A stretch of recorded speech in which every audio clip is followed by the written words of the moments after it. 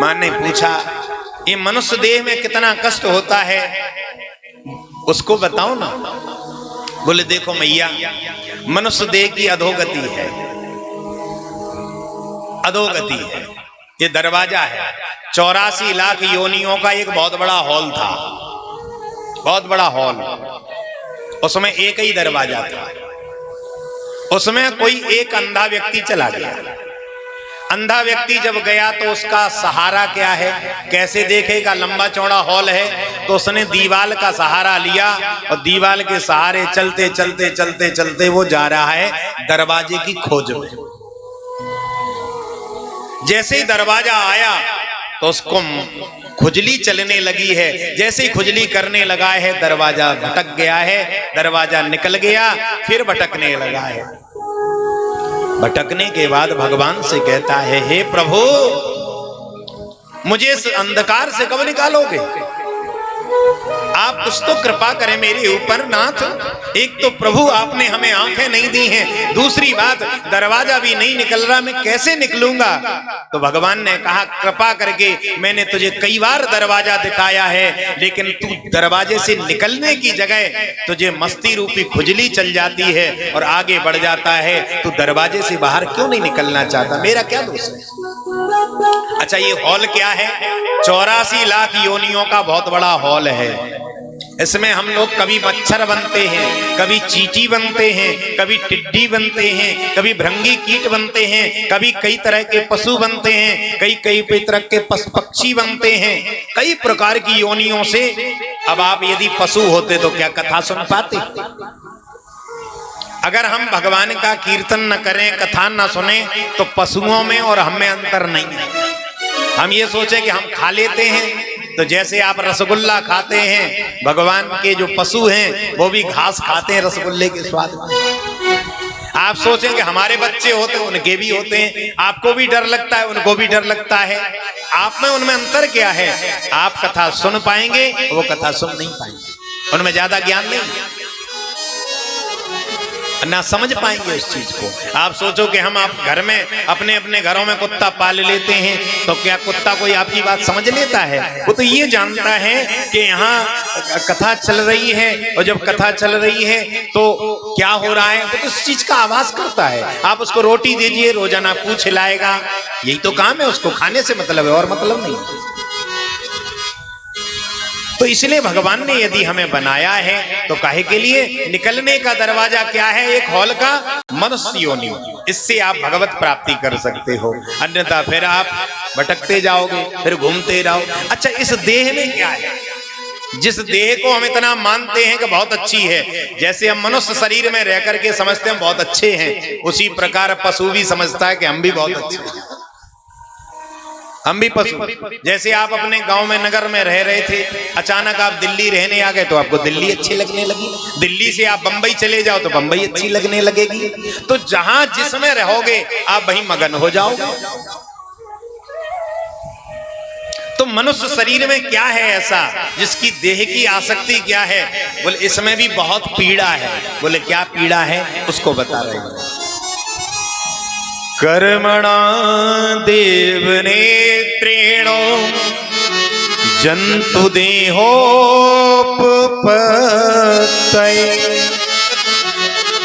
कर्म, जो व्यक्ति कर्म करता है उसके अनुसार उसको मनुष्य योनि मिलती है। उससे प्रविष्टा स्त्रिया प्रविष्ट रुद्रम, पति पत्नी के संभोग के द्वारा दोनों के कलल जब मिलते हैं तो 5 रात्रेण बुद्बुदम, एक बेर के समान वो अंडा बनता है। 10 दिन में वो अंडा बड़ा होता है, 1 महीने में उसका सिर निकलता है, दूसरे महीने में अंगों के चिन्ह निकलने लगते हैं, 4 महीने में ये पता चलता है कि स्त्री है पुरुष है, ये पता चलता है। 7वें महीने में उसको भूख और प्यास लगती है तो माताजी को भी चटपटा खाने की इच्छा होती है, तो माताजी जब खाती हैं चटपटा तो वो जो जीव गर्भ में है उसको बड़ा कड़वा लगता है, उसके कारण वो बार बार उछलता है, उसको पीड़ा होती है, तो बार बार माताजी के गर्भ में इधर से उधर उछलने लगता है। माताजी प्रसन्न होती हैं कि बेटा लात मार रहा है, चल रहा है, बड़ी प्रसन्न होती है, उसको कष्ट होता है। जैसे ही 8 महीना होते हैं भगवान से प्रार्थना करता है, हे प्रभु आप हमें इस नरक की गति से मुझे निकाल दीजिए, क्योंकि गर्भ में जब है तो उसके पास माया नहीं है। माया होगी तो शरीर अच्छा लगेगा और माया नहीं है तो शरीर खत्म। जैसे उदाहरण के तौर पर सोने का आभूषण कब तक है? आप यदि चूड़ी पहने, अंगूठी पहने, तो वो अंगूठी कब तक है? जब तक वो अशुद्ध है, अर्थात उसमें टांका लगा है, टांका लगा है, तब तक वो अंगूठी है। और जैसे ही टांका निकाल लो वो सोना बन जाएगा, अंगूठी रहेगा ही नहीं।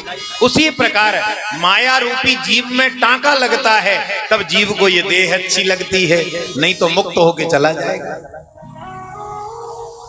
तो उसके पास माया नहीं है। भगवान से प्रार्थना करता है, हे प्रभु मैं कहां इस अंधे कुएं में पड़ा हूं, एक ही पिंजड़ा सा है, उसी में कुंडलाकार पड़ा हुआ है, उसी के बीच में भिष्टा की थैली है, उसी के बीच में मूत्र की थैली है। हम लोग गंदगी से नाक सकोड़ते हैं और उसी गंदगी से हम लोग निकल के भी वहीं से आते हैं। हम लोग खाते हैं तो चीज बहुत अच्छी है और इसके बाद वो चीज बेकार हो जाती है। आप तुरंत खाइए, अगर बवन क्रिया हो गई तो वही चीज क्या हो गई? बोले गंदगी है। तो आप बताइए ये शरीर कैसा है? तो इसके बाद भगवान से जीव जब प्रार्थना करता है, प्रभु इस नरक से मुझे निकाल दीजिए, भगवान ने उसे 100 जन्म की लिस्ट दिखाई है। बेटा तूने ये कर्म किए थे तब तुझे ये योनि मिली थी, ये कर्म करने के बाद तुझे ये योनि मिली थी, अब तेरा मनुष्य जन्म मिला है, निकलने का दरवाजा। तो भगवान से कहता है, प्रभु मैं जा रहा हूं, मैं इस लक्ष्य को लेकर के जा रहा हूं कि मैं मनुष्य शरीर में रह करके मैं आपको ही प्राप्त करूंगा। ऐसा नहीं है कि मनुष्य शरीर में आए हो तो मनुष्य शरीर में हमने कहा धर्म निभाओ, संसार में आए हो तो आपके बच्चे हैं उनका भरण पोषण करिए, ये थोड़े मने कर रहे हैं। भरण पोषण खूब करिए, लेकिन मन से केवल गोविंद का चिंतन करते रहो। इसके बाद प्रसव की वायु से बाहर आने लगता है तो उसका गला भिचने लगता है, दब जाता है।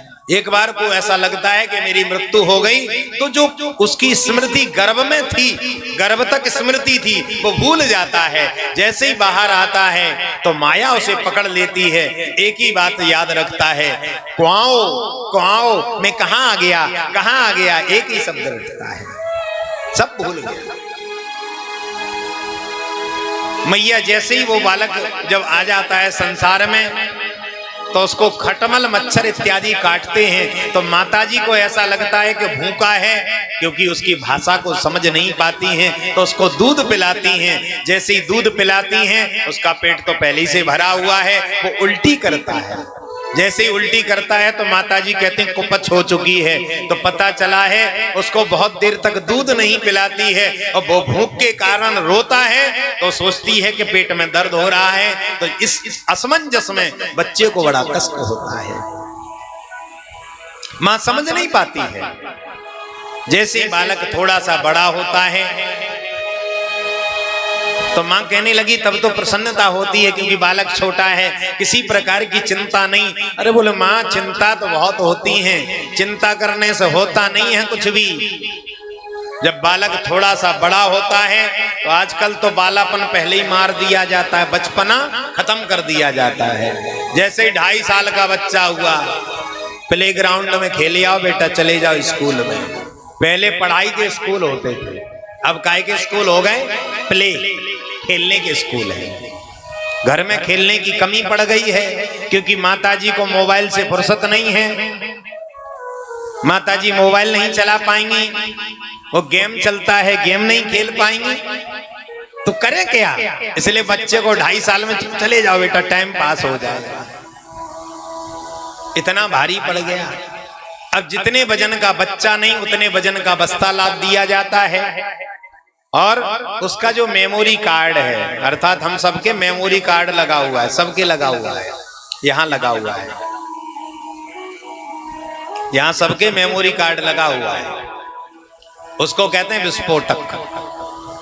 वो क्या होता है, जैसे आज आप हमारे से कथा सुन रहे हैं, मान लीजिए आप कहीं मिले, एक साल बाद कहीं मिल गए और कहीं और, अब आपने देखा, हमको देखने के बाद कहा कि इनको हमने कहीं देखा तो है, कहां देखा है ये समझ में नहीं आ रहा है। तो जो आपके मेमोरी कार्ड में फोटो खिंच गया है आज, वो फोटो घूमेगा, उसको सर्च करेगी आपकी मेमोरी, जैसे ही सर्च में सामने है, अरे आपने तो हमें कथा सुनाई थी नांगलो, हाँ हाँ हाँ हाँ याद आ गया, याद आ गया। ऐसा ही होता है ना, होता है कि नहीं होता है? बोलो राधे राधे। अच्छा जोर से बोलो ना।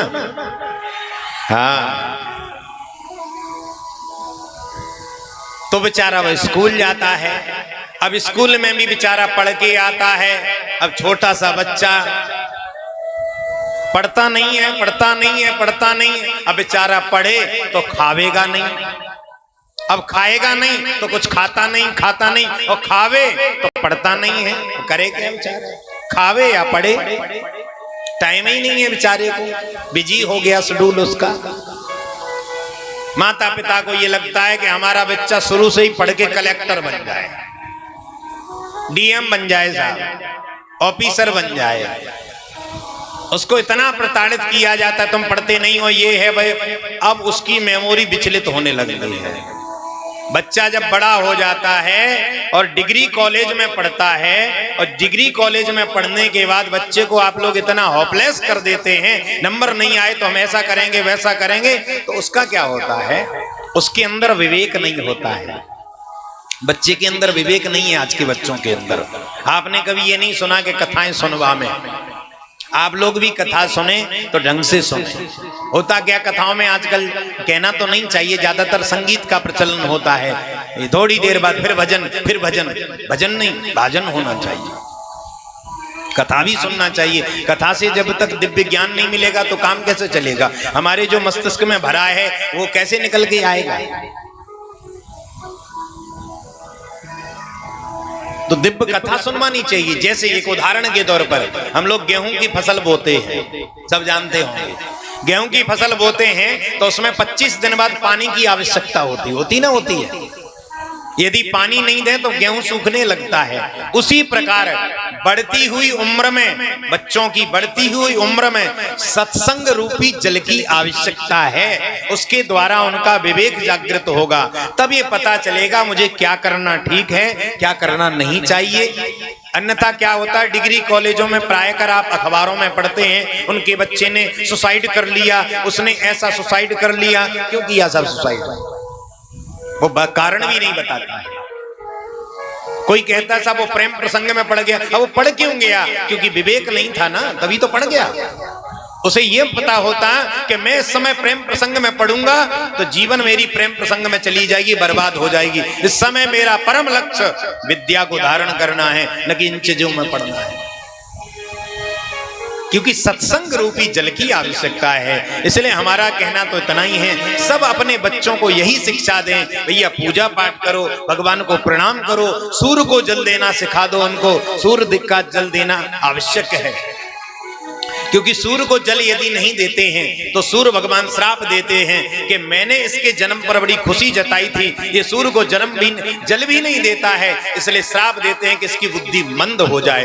तो बुद्धि मंद हो जाती है, इसलिए बुद्धि मंद ना हो, इसलिए हर बालक को सूर्य भगवान को जल देना परम आवश्यक है। बोलो राधे राधे। इस प्रकार से माँ पढ़ लिख करके बड़ा होता है। इसके बाद पत्नी आ जाती है, विवाह हो गया।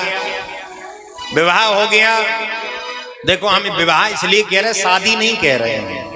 शादी का मतलब बर्बादी होता है, शादी का मतलब बर्बादी। अब हम सच्चाई कहना नहीं चाहते हैं, कहेंगे कभी, आज नहीं कह रहे हैं। ब्याह कितनी देर का होता है साहब? वो पंडित जी कराते हैं, 2.5 घंटे का होता है, वही तो ब्याह होता है। बकाया आपका जितना भी आचार विचार सब चलते रहते हैं, वो सब क्या है वो अब आपको पता हो, बताना नहीं चाहते। और जब ब्याह हो गया तो पत्नी अगर अनुकूल मिली तो जीवन स्वर्ग, और पत्नी यदि विपरीत मिली तो जीवन नरक। और सबसे बड़ी आजकल समस्या क्या हो रही है कि जहां देखो शादी 1-2 महीना चली, 1 साल चली, इसके बाद सब टूटेगी। अरे क्यों टूटेगी? आप टूटने क्यों दे रहे? उसको जोड़ से बांध दो। ऐसे कैसे टूट जाएगी? बांध दो उसको जबरदस्ती। इसलिए बांधने का उपाय क्या है? बोले मंगला गौरी का व्रत करना चाहिए। सभी कन्याओं को मंगला गौरी का व्रत करना चाहिए। मंगला गौरी कब होती है?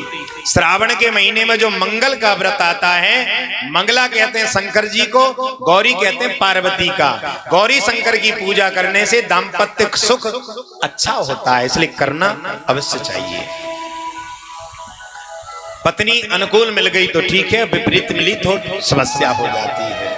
तो गृहस्थी से फिर त्रस्ती की ओर जाने लगता है, त्रस्त हो जाता है, तो फिर विरक्ति में चला जाता है। तो इसलिए मां इस प्रकार से चला जाता है, यही जीवन में चला जाता है। और बड़े हुए, बच्चे हो गए, इसी में लगे रहे, भगवान के लिए टाइम दिया नहीं।